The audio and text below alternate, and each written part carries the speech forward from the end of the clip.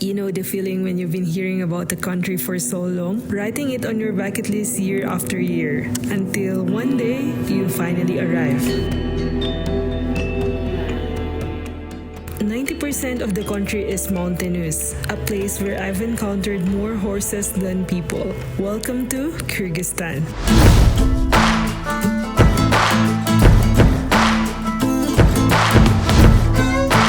For my Central Asia adventure, I decided to fly to Kyrgyzstan and hike to the stunning Kyzyl Lake, and I had no idea that public transportation wasn't really an option. So I chose to explore the country my own way, hiking solo, riding horses, and discovering hidden canyons on a one-day road trip. Since my e-visa got denied, I flew from Kazakhstan to Bishkek, and what I found was a country full of surprises. Sobrang bitin talaga ng trip ko dito.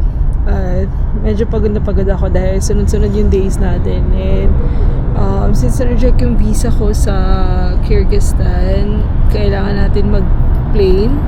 Although it's only 4 hours by bus, I don't have any choice but to fly because that's the only way to enter Kyrgyzstan, because they allow visa on arrival if I fly. It's my first time to fly for only for 5 hours, that you have option to take a bus for 4 hours, but I'm flying because I don't have a choice. Sobrang linis ng airport nila dito.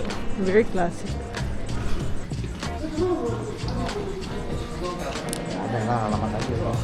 Yeah, finally I got my visa on arrival after being rejected. So it's very fast, but you can really feel the difference between Kazakhstan and Kyrgyzstan once you arrive here at Manas airport. So I'm just gonna get my luggage.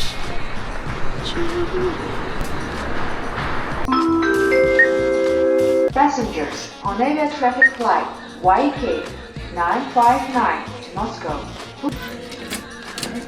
Yeah, so once you arrive here at the airport, there are ATMs and dollars exchange, but I opted to withdraw instead.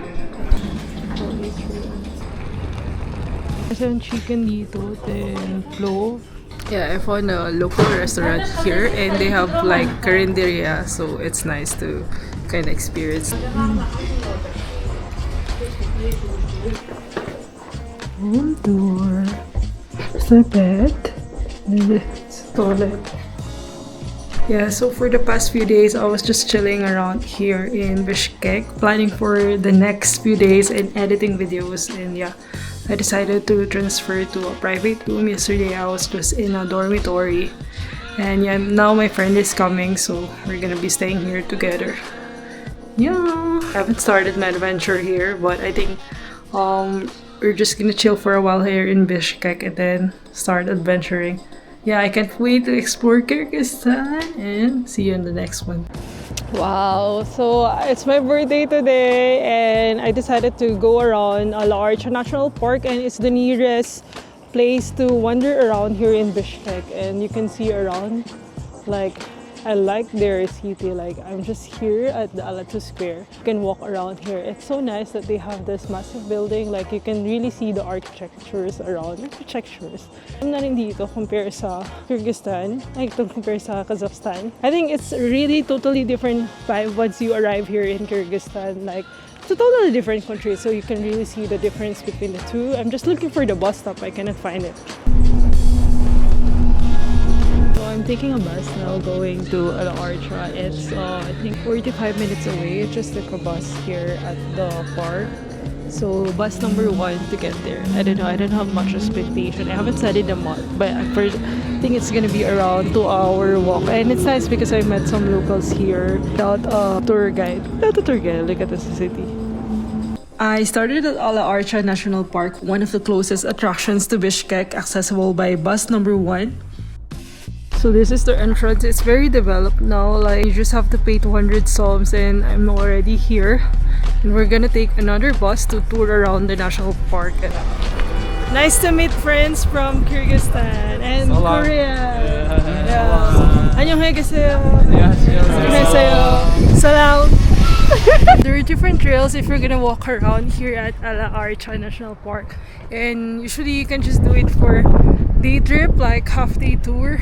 So I'm just walking around, going to the waterfalls, and let's see. But right now we're already surrounded by mountain peaks around. Alpine View, you can actually do a hard trail like 8 hours, like walk around the trail, but it's just gonna be my chill day today. Yeah, and you can see around like different types of animals here.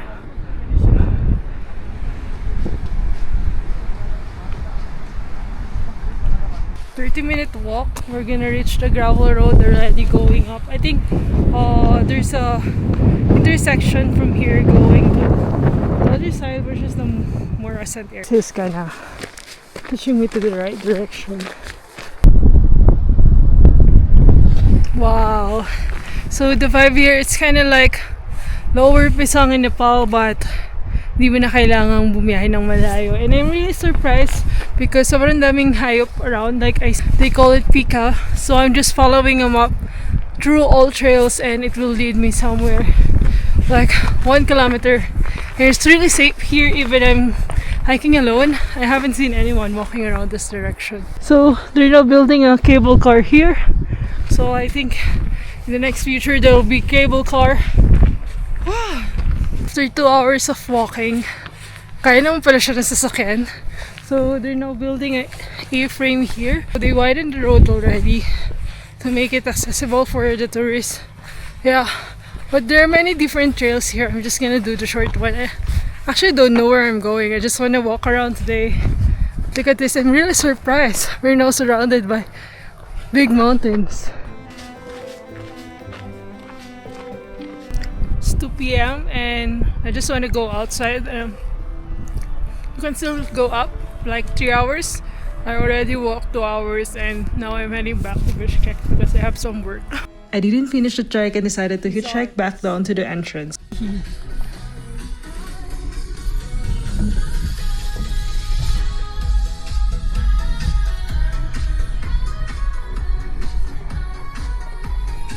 What's your name? What's your name? Bakit. Меня зовут Bakit. Parkon. From Bakit. Bakit. Wow. Kazakh? Ay, Kyrgyz? Kyrgyz. Yeah, Kyrgyz.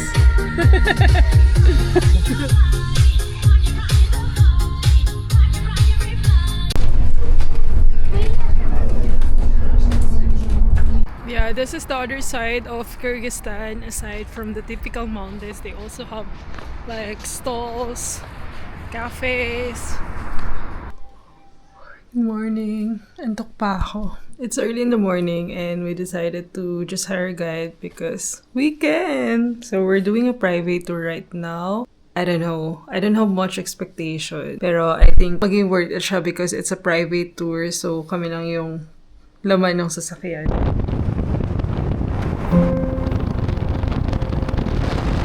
It's one of the nearest spots here in Bishkek if you have the day trip. So yeah, kita na natin dito yung mga snow peaks around. And I'm really surprised na everything here is off-road. Like compared to Kazakhstan, it's really raw. And it's just the beginning because we're gonna go to different stops right now. Actually, we were supposed to take a bus, but you won't really see a bus around here. Like it's very raw.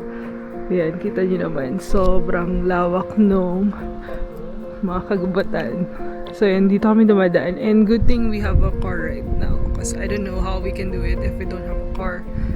Yeah, so it's different. Like right now, it's autumn. So you can see that it's really brownish. So when it's spring, it's greenery. So just a pit stop to the waterfalls. And we're here at Ketechi George. So it's different village here just nearby Bishkek, but we're not gonna stay here since we only have 1 day. And I'm really surprised how big mountains here, and it's really cold right now. Like ibang iba yung lamig dito compared sa Kazakhstan. And so 5 minutes lang yung walk dito and nandun na tayo sa waterfalls. Wow.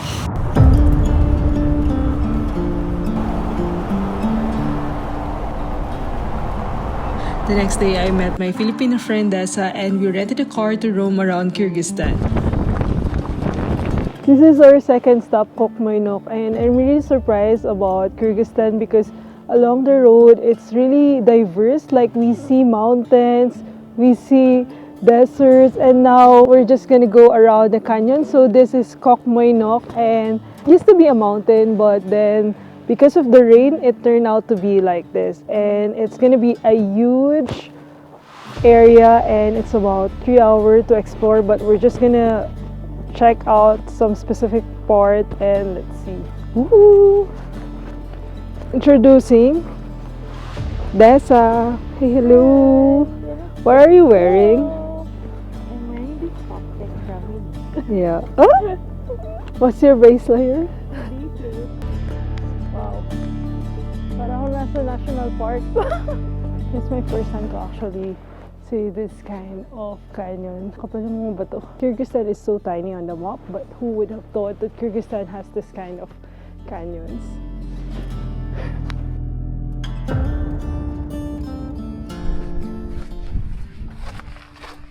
Wow. Eh, meron na kami nakit dito na konting ascent. I think ano naman to, kaya naman to ng mga first time mag-hike kasi super beginner naman yung. We just hiked like 20 minutes, then we're now here. And yeah, I'm just speechless right now. I cannot say anything. Like 5 years ago, I've been dreaming to see this, and now I'm here. Oh, ganda!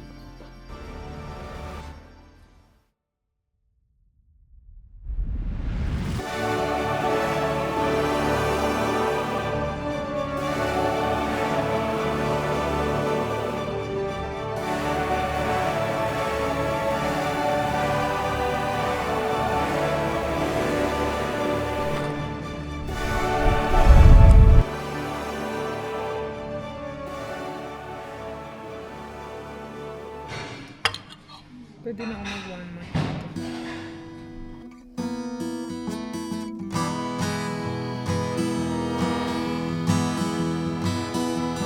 We just arrived here at Chon-Kemin. So it's a village here in Kyrgyzstan, and it's kind of touristy spot for riding a horse. So we're gonna tour around the valley, and it's perfect right now for sunset.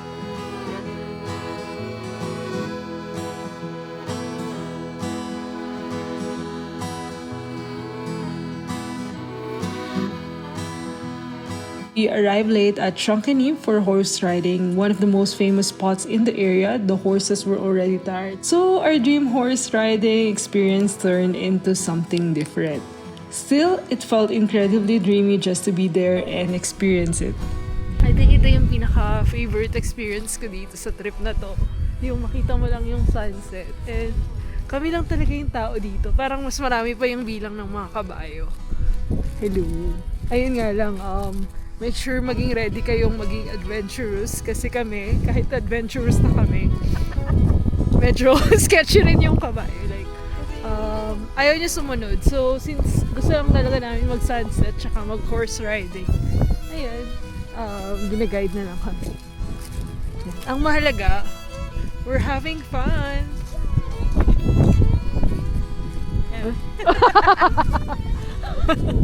Dito pala, pag gusto ko na mag-resign, kala mo naman na, no? May titira na lang ako dito sa Kyrgyzstan. Iniikot namin ang mga hacienda. Wow. This is a reward. Rock me.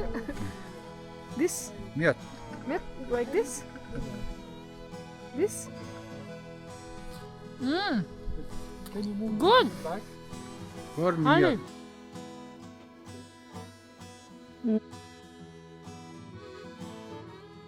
Over the next few days, we headed out to hike Kilsu Lake, which I covered in a separate video before flying onward to Uzbekistan. Stay tuned for Uzbekistan, Tajikistan, and Turkmenistan adventures. So see you on my next adventure. Bye!